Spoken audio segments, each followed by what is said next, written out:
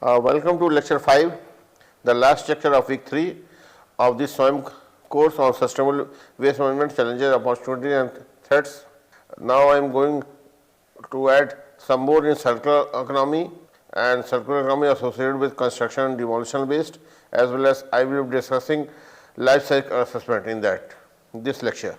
The content of this lecture is as followed. First is barrier or hurdle in circular economy implementation. Several factors impede the transition to circular economy, including technological limitations, lack of policy support, financial constraint, and cultural resistance. These barriers prevent businesses and consumers from fully adopting circular practices, hindering the transition towards a more sustainable and resource efficient future. The key barriers are technological barrier, in which the lack of efficient recycling technology is there. Current recycling process often have limitation in terms of efficiency, cost, quality of recycled materials. Next is limited design and production capabilities.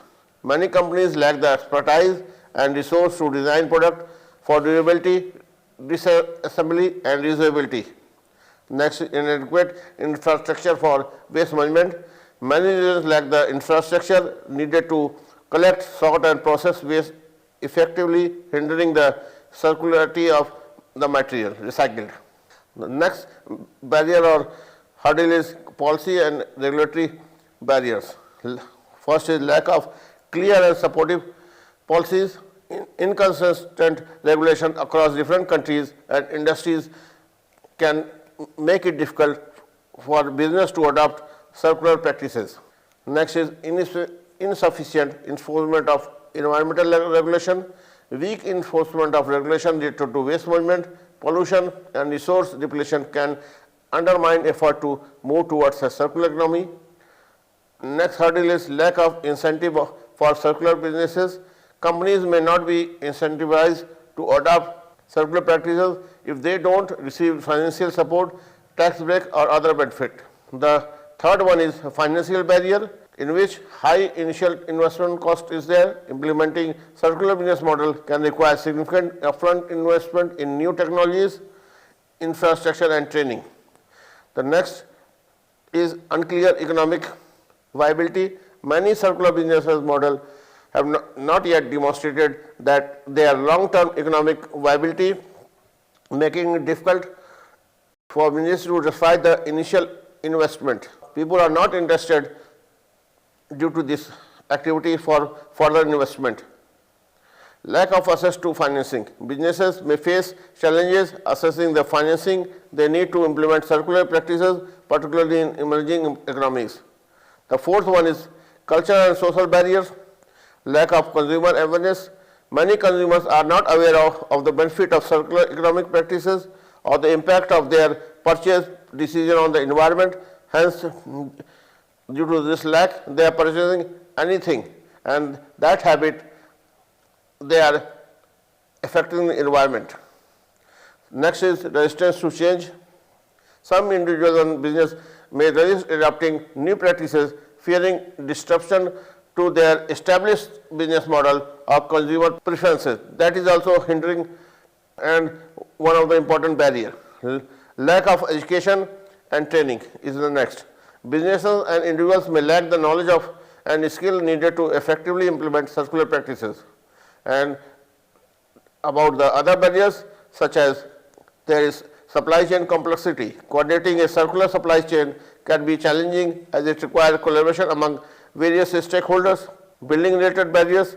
The long life cycle of building and complexity of building design can make it difficult to apply circular in the construction industry.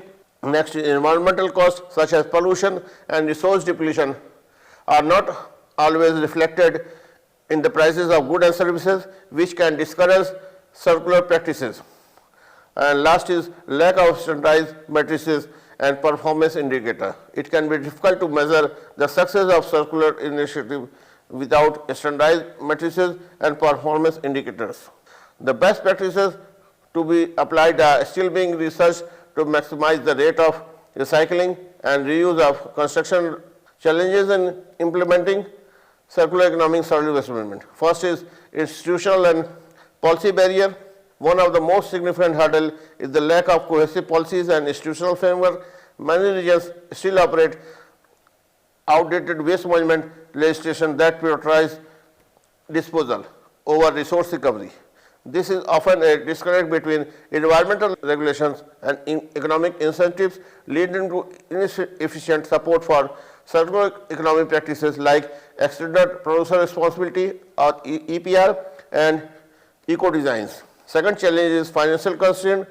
Circular economy initiative often requires substantial upfront investment in infrastructure, technology, and human resources. Municipal budgets, especially in developing nations, are typically strained and waste management is often underfunded. Additionally, the return on investment for circular system can be long term, which discourages public and private stakeholders for committing such transitions. Next challenge is technological limitations. Advanced waste sorting, recycling, and material recovery technology are essential for closing the loop in the solid waste management. However, they are either lacking or inadequacy in maintaining in many urban centers. Furthermore, the heterogeneity and contamination of waste generated or waste stream, particularly in low-income areas, significantly reduce the efficiency of recycling processes. The fourth one is public awareness and behavior. Consumer behavior is a cornerstone of functioning circular economy. Unfortunately, low public awareness and poor waste management practices at the source are common because this leads to mixing of the waste. A successful circular economy demands a cultural shift towards more responsible consumption, improved segregation, and community participation, which take time and persistent effort to develop. Circular economy approach in construction and demolition waste management. Construction and building material are major components contributing to building total energy consumption and greenhouse emission during their lifetime. Innovation in building material and construction practices lead to sharpening of knowledge, development of partnerships, and strengthening of bilateral relationships. This will equip in achieving the goals and target of Sustainable Development Goal 17.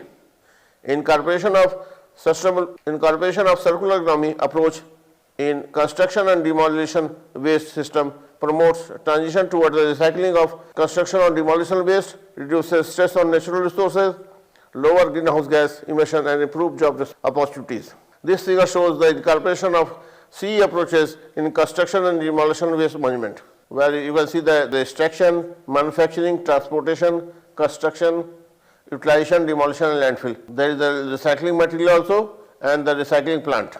This slide shows the integration of circular economy concept in construction and demolition waste management.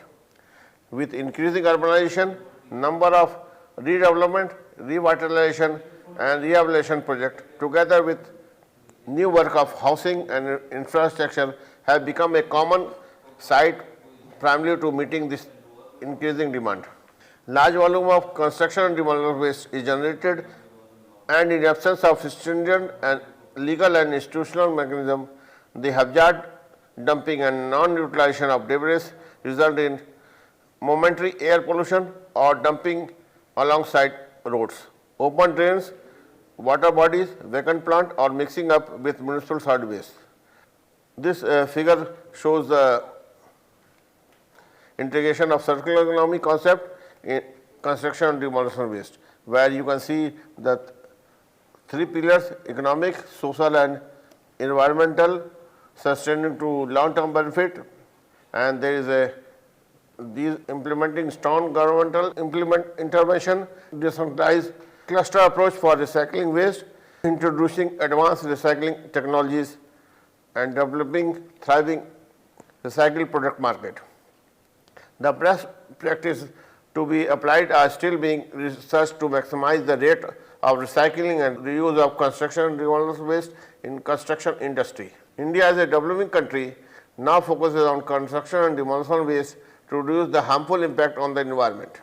The reported motivators which can help in improvement of management of construction and demolition waste include promoting use of recycled product, green building rating system, setup of construction demolition waste processing facility, and efficient handling of construction and demolition waste.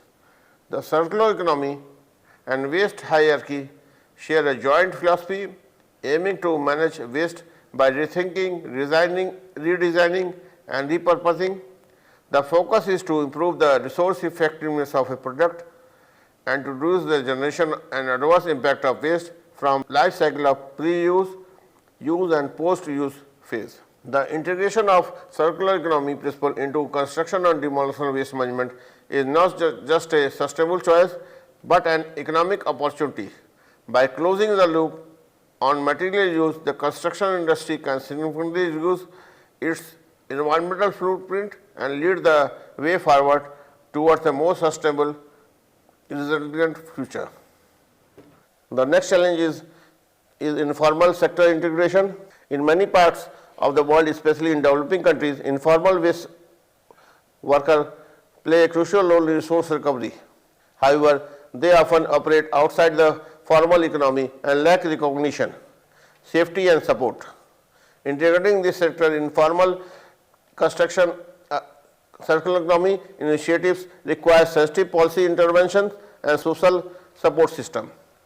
The sixth challenge is market dynamics and market demand for recycled material. A critical but overlooked challenge is the limited market demand for recycled products, often due to quality concern or cheaper availability of virgin material. Without a strong end market, recycling operation become economically unviable. Standards, certification and incentive are needed to boost consumer confidence in recycled product. The possible solution for circular economy is solid investment. The possible solutions are government investment in waste collection and recycling facilities, public-private partnership to improve waste logistics. Next is decentralized waste processing unit to reduce transportation loads or cost. Next is government subsidies for circular economy initiatives. Next is tax incentive for companies investing in recycling technologies. Next, microfinancing for small-scale recycler and waste enterprises. Next is strengthening policy framework and enforcing strict waste management laws. Next is investment in recycling infrastructure and innovation. And the last one is educating the public on waste segregation and responsible consumption. Now, life cycle assessment. Management of construction and demolition waste remain an incent problem and traditional ways to minimize construction and demolition waste lacking flexibility and long-term reliability. There is an increasing focus on sustainable waste management, so there is a need of innovative, sophisticated waste management approach that focus on processes and embodied adaptability. Life cycle assessment is a globally standard methodology for environmental assessment for any product or system and also help in the process of planning and decision making. LCA is considered as one of the best tools for assessing the benefits and burden related to construction, demolition, waste management approaches and also helping in modeling new approaches. LCA assesses the impact of municipal solid waste management at the generation, transportation, processing and disposal stages as critical step to understanding multi-layered product. Key step in LCA. Life cycle assessment is a systematic approach to evaluating the environmental impact associated with a product, process and service throughout its entire life cycle, from raw material extraction to its final disposal. The application of LCA typically involves four main phases as standardized by ISO 14040 and 14044 framework. First is goal and scope definition. This initial phase sets the foundation for LCA by answering why, what and how the study will be conducted. The goal definition includes the purpose of LCA, intended audience and intended application of the result. And the scope definition includes the system boundaries, the functional units, that is a quantified description of product function, assumption and limitation and allocation method for multi-point processes. Next step is LCA inventory analysis, life cycle inventory analysis. It involves quantifying the different flow from and to the nature for productive of product system. The inventory analysis involves determining the quantitative value of the material and the energy input and output of all the processes within the life cycle. This includes mainly raw material or energy needs, manufacturing processes, transportation, storage and distribution requirements, use and reuse, and recycle and unproduct life cycle scenarios such as industrialization and landfilling. The life cycle inventory phase is typically data intensive and critical for accurate result. This is a flowchart of LCI analysis where there is one input. The input may be energy input, material input and transportation input, whereas output is emission to air, water, land as well as solid waste. And here the raw material production is there, and then the processing of manufacturing, thereafter distribution and relating, and then consumption phase, and then there is the end of life of the product. Next key step is life cycle impact assessment. The main objective is to study product system to get information about their environmental issues. The phase model selected for environmental issues in the life cycle impact phase are known as impact categories, and they are quite useful for summarizing and exploring the life cycle impact result. LCIA evaluates the potential environmental impact of the inputs and output identified in the LCI phase. As far as the classification is concerned, grouping LCI result into impact categories, that is global warming, eutrophication and acidification. Whereas the characterization is concerned, quantifying contribution of each input or output to impact categories, for example, converting methane to CO2 equivalents. Life cycle impact assessment is quite useful for identifying and prioritizing of opportunities to improve the product system. Next is characterization and benchmarking of product system and its process over time, allowing comparing different products and systems based on selected category indicators. This demonstration of environmental issues for which other approaches can give completely data and knowledge which are useful for decision maker and stakeholders. The 4 phases of life cycle assessment is given in this picture. First is goal and scope, second is life cycle inventory, third is impact assessment, and thereafter there is interpretation. The 4th step is interpretation. This step is the final phase and a crucial role in bringing together all the insight from the previous 3 steps. The main objective of interpretation is to evaluate the result, draw meaningful conclusion, and provide recommendations based on the study goal and scope. Key implement of the interpretation steps: conclusion, limitation and recommendations. Based on the significant issues and evaluation, the LCA practitioner formulates conclusion. Limitation due to data quality, system boundaries or methodological choices are discussed to provide transparency. Finally, recommendations are given to improve product design, decision making or policy formulation. This is the flowchart showing life cycle assessment framework. Next is reporting and critical review. If the life cycle assessment is intended for external communication or comparative assertions, a critical review by independent expert may be required to validate the findings and ensure credibility. Next is conclusions, limitation and recommendations. Based on the significant issues and evaluations, the LCA practitioner formulates conclusion, limitation due to data quality, system boundaries or the methodological choices are discussed to provide transparency. Finally, recommendations are given to improve product design, decision making or policy formation. Next is reporting and critical review. If the LCA is intended for external communication or comparative assertions, a critical review by independent expert may be required for validate the finding and ensure credibility. This picture shows the life cycle assessment on construction and demolition waste management. Now the case study of the successful model in India. The first case study, the case study on Surat. Municipal wastewater recycling and reuse as process water for Pandesera textile industry estate in Surat. Background is concerned, Surat city located in western part of India is known as the economic capital of Gujarat state. It is managed by Surat Municipal Corporation, spread over an area of 326.51 square kilometer and population of about 44 lakh as per census 2011.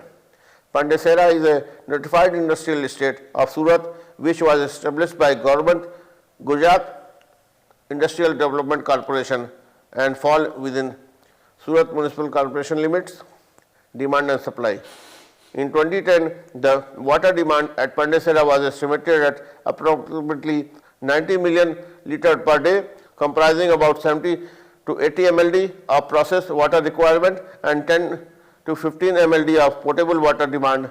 Of the total water demand, nearly 50%, that is around 45 million liters or MLD, was met through SMC potable water supply at the rate of rupees 16 per kiloliter in the year 2010, which was increased to 21 per kiloliter in year 2011-2012. The remaining demand was met through private source including bore wells and water tanks. Hence, SMC was not able to meet the entire demand of major industrial areas such as Pandesera textile industrial estate.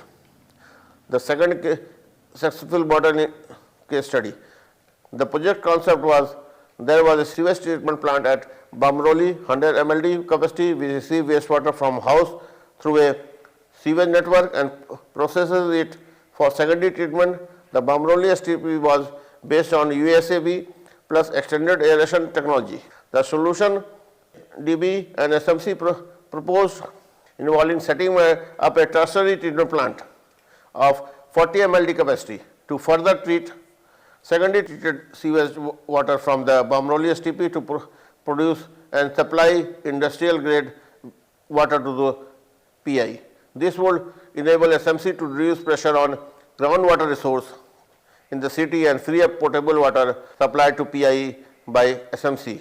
As far as the project cost is concerned, the capital cost of the project was 85.1 crore in 2012 and the project completion time was 18 months. The capacity of tertiary treatment plant is 40 MLD with an option to scale up in a modern fashion to 80 MLD in the future. The project was implemented and commissioned in May 2014. The case study of successful model in 3.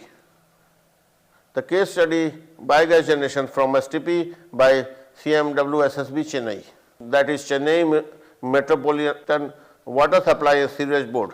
The CMWSSB anaerobically digests sludge to produce biogas from it. Volume of the gas produced is in range of 523.92 meter cube per liter per hour, that is 12,574 meter cube per day, and is being utilized for the production of power through biogas engine. The average electricity energy production from biogas is 2 kilowatt per hour per meter cube of the biogas. The digested sludge removed from the digester is passed to the sludge balancing tank at the rate of 20 meter cube per hour for dewatering 5% digester sludge. The dried sludge is collected and refilled in the low-lying areas inside sewage treatment plant. Now the case study of successful model of New Delhi, the Burari Construction and Demolition Waste Management Plant. The state name was the urban local bodies and the number of wards. And it is the New Delhi Municipal Corporation having 104 wards. Total estimated construction demolition waste generation per day in the urban local bodies, it is 2,000 ton per day approximately. Quantity of construction demolition waste by bulk waste generators, it is 1,300 tons per day. Ownership is public-private partnership. Type of output of byproduct, paver blocks, cement bricks, curb stone, tiles, recycled aggregates, recycled concrete aggregates. Area plant is 7 acre and on lease it was provided by NMDC. Current status is it is operational and month or year of commencement was July 2009.